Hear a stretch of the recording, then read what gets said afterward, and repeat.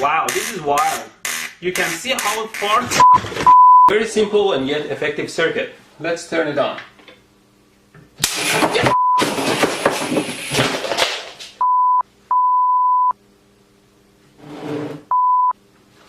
A polarized capacitor mounted backwards is always a big no-no. This gap is quite wide. Let me measure it for you.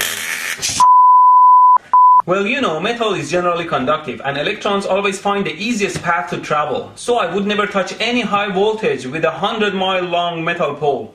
Let's look at the spark some more. Here. Always be careful not to short your car battery. Now I connected these cables to the battery and all I want to do is to pass them under. If I can just pass these cables under the table here. Reduce the voltage to something like 1 volt because you know the resistance of the tongue is much smaller than the skin. And still if I short the power supply I get the same 150 amps.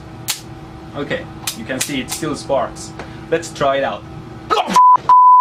What the f***? I thought I set it to 1 volt.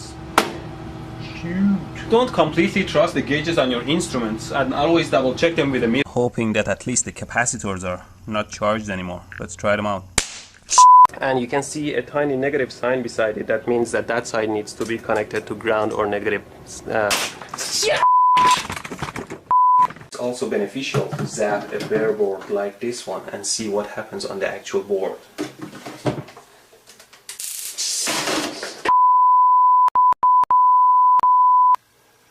Never hold the board you're zapping with your hand because the EST will jump to your body through the board.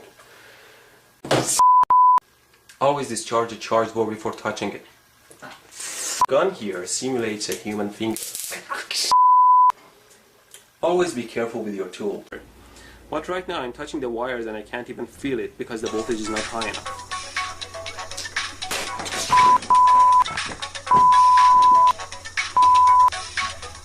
Remove the lens, you'll see the giant flash capacitor back here. Ow! F***ing piece of shit!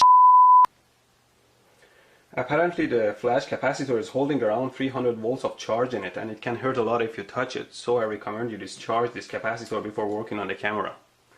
Remember what those were and store them nicely to avoid losing them. Now let's take a look at the camera here.